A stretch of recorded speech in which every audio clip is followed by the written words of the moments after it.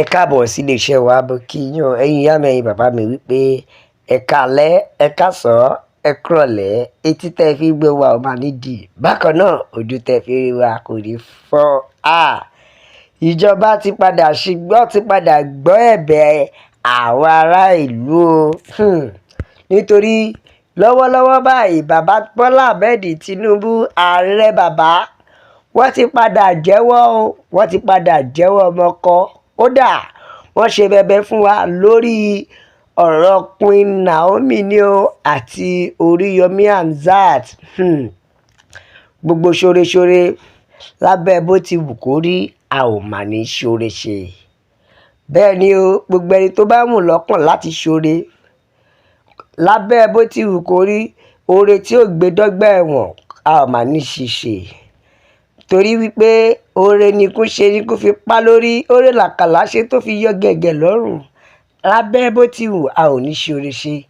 Ṣe rí ọ̀pọ̀lọpọ̀ àwọn èèyàn kò sí ohun tí wọn ò sọ tán. Èmi àjáde most àwọn bloggers ìmí sọ kọ́tọ̀kọ́tọ̀ lẹ́nu pé kí ni wọ́n fi tẹ́lẹ̀ ọ̀la ni. Ìkan tiẹ̀ ní ibi tó Oríyọmí Hamzat rányàn lọ kóun náà lọ bẹ́ẹ̀. Àwọn abíagbá ọ̀pọ̀lọpọ̀ ìkan tiẹ̀ bọ́ta tó ní àgàgà Yínká TNT ṣé ìyẹn la fẹ́ sọ ni, tó ní kí ló dé tí kò mú ọmọ ẹ̀ Tádé ní kárò wá sí orí nǹkan tó ṣẹlẹ̀ yìí. Ṣùgbọ́n a ṣáà dúpẹ́ fọlọ́run o wípé orí yeye ló mọ Ògún ta ìṣẹ̀ ló pọ̀. Orí ti padà kó àwọn èèyàn wa yọ nítorí pé ìjọba Tinubu ti padà ṣíjú àánú wò wọ́n o. Wọ́n ti gbóhùn ẹ̀bẹ̀ àwọn èèyàn, wọ́n ti gbọ́ o. Ṣé rí ká máa dúpẹ́, Yorùbá sọ pé yínnín ni kẹ́ni kó lè ṣe mí. Tá a bá ń dúpẹ́, tá a bá fọpẹ́ f'Olódùmarè fún ọba tó ṣe é ṣe ká tún máa dúpẹ́ lọ́wọ́ Alájà Kaola nítorí àwọn abiyamọ tí wọn ò fẹ́ kọ́mọ lọ́mọ ó jìn sí kòtò ni wọ́n. Bẹ́ẹ̀ ni àwọn abiyamọ tó dúró tọmọ ọgọ́ lọ́jọ́ ogún lé Alájà Kaola ẹ gbìyànjú gidigidi.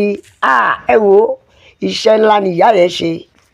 Ṣé ẹ wá rí pàápàá jùlọ àwọn ẹni bí ẹni, àwọn èèyàn bí èèyàn tó dúró lórí ọ̀rọ̀ Queen Naomi. Àkọ́kọ́ ń bẹ̀ jẹ́ ká dúpẹ́ lọ́wọ́ gómìnà àná, yes ìyẹn ex-governor ti Ọ̀ṣun state, kí ex-governor tó dìde kí Adeleke kó tó wọbẹ̀. Gómìnà àná wọ́n ṣiṣẹ́ gidigidi o, wọ́n gbìyànjú. Ṣé wá rí ex-governor yìí dẹ̀ tún jẹ́ lára àwọn ministers ilẹ̀ Nàìjíríà tí ó jẹ́ pé 5 and 6 làwọn àti bàbá Tinubu. Wọ́n ṣiṣẹ́ o, wọ́n ṣiṣẹ́ takuntakun. Ìyẹn Isiaq Gboyega Oyetola ex-governor Ọ̀ṣun state. A dúpẹ́ púpọ̀ fún ipa ribiribi tẹ́ ẹ kó lórí pé ẹ ò fẹ́ kó lódodo kú sí ipò ìkà, lórí wípé ẹ ò fẹ́ kẹ́ni tí ò ṣẹ̀ kó máa forí ru ìyà ẹ̀ṣẹ̀. Oore ńlá lẹ ṣe o. Ẹ wá mọ́pá bámbá rí bẹ́ẹ̀. Ṣé mọ̀ pé Ọlọ́run kì í fi àwọn ènìyàn tiẹ̀ sílẹ̀ lábẹ́ bó ti wù kó rí. Tí ẹ bá gbàgbé dára nígbà Paul àti Sílà tó ṣe tìmọ́mọ́nú túbú tó wọ́n máa padà fògo fọlọ́run, wọ́n tún yin Ọlọ́run.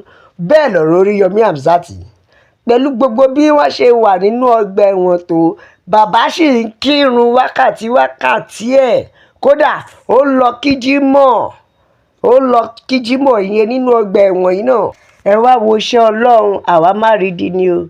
Ṣé ẹ mọ̀ pé Oríyọmí Hamzat, ṣé ẹ mọ̀ pé BP wọn ti kọ ìzẹ́rò débi pé BP wọn ògùn kápá BP wọn mọ́ níbi tí wọ́n tún rù dé, níbi tó jẹ́ pé ìrònú máa pẹ̀lú ṣé tó jẹ́ pé ẹ̀ṣẹ̀ téèyàn ò mọwọ́ téèyàn ò mẹsẹ̀ tó dẹ̀ di gbọ̀nyin síyàn tó jẹ́ pé oore lèèyàn ṣe. Ẹ wá mọ pabamba rí bẹ́ẹ̀. Oríyọmí Hamzat gbé ó sọ àwọn òkodoro ọ̀rọ̀ kọ̀ọ̀kan tó jẹ́ wípé ẹ má jẹ́ ń tàn yín, kọ́rọ̀ rẹ̀ má dàbí ẹni tá a fẹ́ sun jẹ tí ń fepo para. Nítorí ìgbà tí ìyá Kaola débẹ̀ tí wọ́n jọ ní gbólóhùn tí wọ́n tiẹ̀ kọ́kọ́ ń lera mọ́, ṣe ni Alhaji má bẹ̀bẹ̀ o, bọ́ ṣe tó lọ́ṣe ga tó lọ́ṣe nọ̀fẹ́lẹ́lẹ́ tó ń bẹ̀bẹ̀. Ó ní láti máa sọ nísọ wípé ṣé ẹ rí níbi tóun bá dé yìí, nǹkan kí nǹkan tí ìjọba bá fẹ́ kóun ṣe òun máa ṣe é. Bẹ́ẹ̀ lọ ní ṣé o ò ní fi ètò rẹ, ṣé o ò ní fi kọlu ìjọba mọ́, ṣé o ò ní fi ètò rẹ bú ìjọba mọ́, ṣé o ò ní fi ètò rẹ máa sọ̀rọ̀ òdì sí ìjọba mọ́. Kí Alhaji Oríyọmí ní láyé lábẹ́ bó ti wù kó rí òun ò jẹ́ dàbàrú kẹ́ ẹ máa dé o, àfi kọ́lọ́run kó máa kó ẹ̀dá yọ ni. Ṣùgbọ́n ṣe mọ̀ pé Ọlọ́run ló ní kí bàbá Oyètọ́lá ipa tí wọ́n kó lórí ọ̀rọ̀ Oríyọmí Hamzat, Ọlọ́run ló ní òjà sá. Ìyẹn Minister of Marine and Blue Economic ní orílẹ̀-èdè Nàìjíríà yìí, ìyẹn Oyètọ́lá. Mínísítà yìí àti bàbá Tinubu sẹ́dẹ̀ jẹ́ pé wọ́n jọ wà dáadáa. Ipa ńlá ni wọ́n kó lórí ọ̀rọ̀ Oríyọmí Hamzat.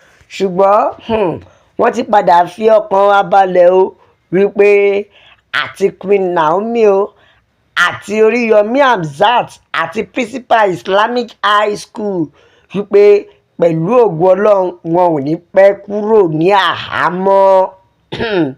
Wọ́n ti fi wá lọ́kàn balẹ̀ pé wọn ò ní pẹ́ kúrò ní àhámọ́. Ẹ̀yin tèmi Yorùbá nation la fẹ́ o.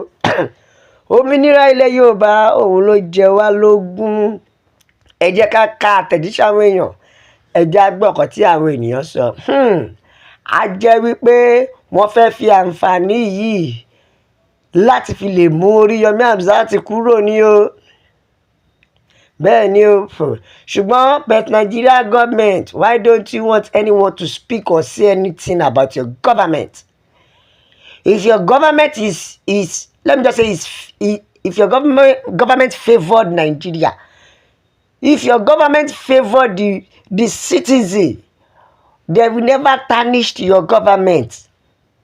But if you know what you are doing are right, why send the DSS police to arrest citizen? Tí ẹ bá gbàgbé DSS náà lọ lò fún olóyè Sunday Igboho ṣá. If you know that you are doing great and you want people to speak good about you, let's see the work you're doing, not the other way round.